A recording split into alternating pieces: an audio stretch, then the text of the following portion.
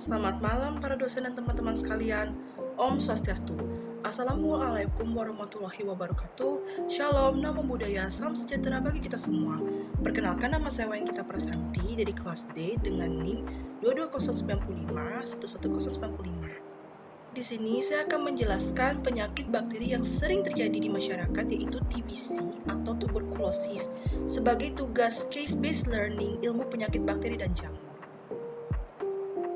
Pertama-tama saya akan menjelaskan latar belakang dari tuberkulosis. Tuberkulosis atau TBC adalah suatu penyakit menular yang disebabkan oleh kuman dari kelompok Mycobacterium, yaitu Mycobacterium tuberculosis.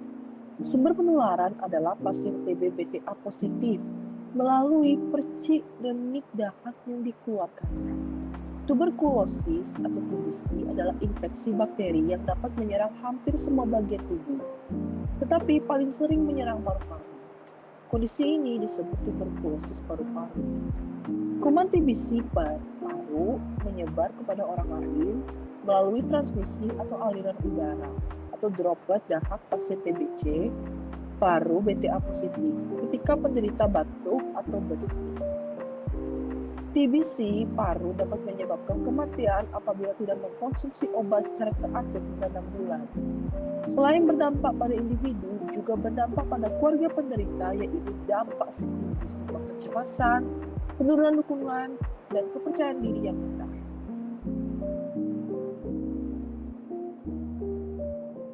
Pembahasan. Tuberkulosis adalah penyakit menular langsung yang disebabkan oleh kuman TB, Mycobacterium tuberculosis. Sebagian besar kuman TB menyerang paru-paru, tapi dapat juga mengenai organ tubuh lainnya. Tuberkulosis adalah penyakit infeksius kronik dan berulang. Biasanya mengenai organ paru yang disebabkan oleh Mycobacterium tuberculosis.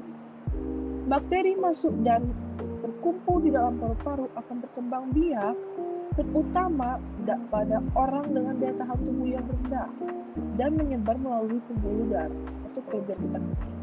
Oleh sebab itu, infeksi TBC dapat menginfeksi hampir seluruh organ tubuh seperti paru-paru, saluran pencernaan, tulang, otak, ginjal, kelenjar getah bening, dan lain-lain.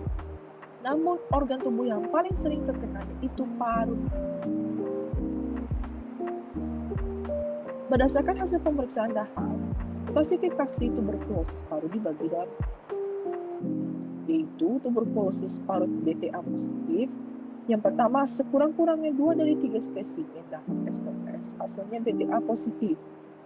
Yang kedua, satu spesimen dahak SPS hasilnya BTA positif dan foto ronsen dada menunjukkan gambar tuberkulosis aktif. Yang B, tuberkulosis paru BTA negatif. Pemeriksaan 3 spesimen dahak SPS hasilnya BTA negatif dan foto ronsen dada menunjukkan gambar tuberkulosis aktif. TB paru BTA negatif ronsen positif dibagi berdasarkan tingkat keparahan penyakit, yaitu bentuk berat dan ringan. Bentuk berat bila gambaran foto ronsen dada memperlihatkan gambaran kerusakan paru-paru yang luas, misalnya proses fat advance atau nular dan atau keadaan umum penderita buruk. Penyebab infeksi adalah kompleks M tuberculosis. Kompleks ini termasuk tuberkulosis dan africanum, terutama berasal dari manusia, dan M bovis yang berasal dari sapi. Mycobacteria lain biasanya menimbulkan gejala klinis yang sulit dibedakan dengan tuberkulosis. Etimologi penyakit dapat diidentifikasi dengan petunjuk. Analisis genetik sequence dengan menggunakan teknik PCR sangat membantu identifikasi nol kultur. Secara umum, sifat kuman TB atau Mycobacterium tuberculosis antara lain adalah sebagai berikut. Berbentuk batang dengan panjang 1-10 mikron, lebar 0,2-0,6 mikron. Berwarna merah pada pemeriksaan mikroskopis dengan pewarnaan ZR.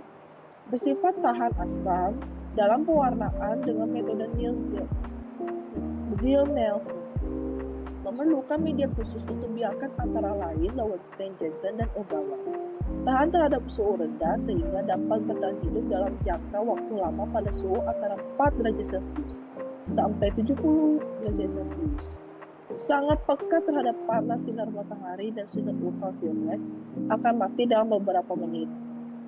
Dalam dahak pada suhu 30-37 derajat Celcius akan mati lebih kurang 1 minggu. Dapat bersifat dorman atau tidur atau tidak bertahan. Adapun cara penularan tuberkulosis adalah sebagai berikut. Sumber penularan adalah pasien TB-BTA positif melalui percikan dahak yang dikeluarkan. Namun bukan berarti bahwa pasien TB dengan hasil pemeriksaan BT negatif tidak dapat menularkan, karena sensitivitas dengan pemeriksaan mikroskopis hanya 60%. Infeksi akan terjadi bila seseorang menghirup udara yang mengandung percikan dahak pasien TB. Pada waktu pasien batuk, bersin dan bicara dapat mengeluarkan sampai 1 juta percikan dahak. Risiko penularan setiap tahun atau annual risk of tuberculosis infection atau disingkat menjadi ARTI di Indonesia dianggap cukup tinggi dan bervariasi antara 1-2%. Pada daerah dengan ARTI sebesar 1%, berarti setiap tahun di antara 1.000 penduduk, 10 orang akan terinfeksi.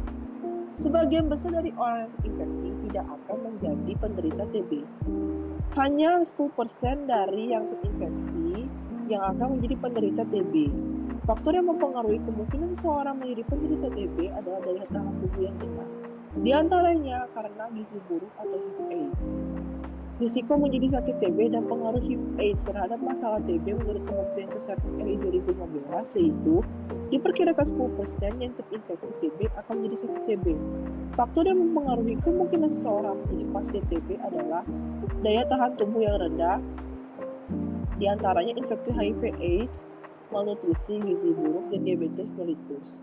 Infeksi HIV mengakibatkan penurunan sistem daya tahan tubuh seluler atau cellular immunity, sehingga mudah terjadi infeksi oportunistik seperti tuberkulosis. Bila jumlah terinfeksi HIV meningkat, maka jumlah pasien TB akan meningkat. Dengan demikian, penularan TB di masyarakat akan meningkat pula. Sejalan dengan meningkatnya kasus tuberkulosis, pada tahun 1993, WHO menyatakan Global Emergency TB dan merekomendasikan pengendalian TB dengan strategi DOTS atau Directly or Self Treatment Short Course, yaitu komitmen politis dengan peningkatan dan kesimpulan pendanaan, penemuan kasus melalui pemeriksaan dahak mikroskopis yang terjadi di dunia, pengobatan yang standar dengan supervisi dan dukungan bagi pasien, sistem pengelolaan dan ketersediaan OAT yang efektif, dan sistem monitoring pencatatan dan pelaporan yang mampu memberikan penilaian terhadap pengobatan pasien dan kinerja program. Kesimpulan, tuberkulosis adalah penyakit menular langsung yang disebabkan oleh kuman TBC. Berdasarkan klasifikasi, TBC dibagi menjadi dua, yaitu tuberkulosis paru BTA positif dan tuberkulosis paru BTA negatif. Sifat TBC antara lain berbentuk batang, tahan asam, memerlukan media khusus untuk diakan, tahan terhadap suhu rendah, sangat peka terhadap panas, dalam dahak pada suhu 30-37 derajat Celcius akan mati dan bersifat dorman.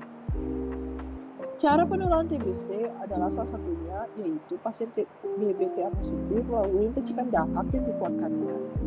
Upaya pengendalian penyebaran TBC adalah komitmen politis, pengobatan yang standar, dan sistem monitoring.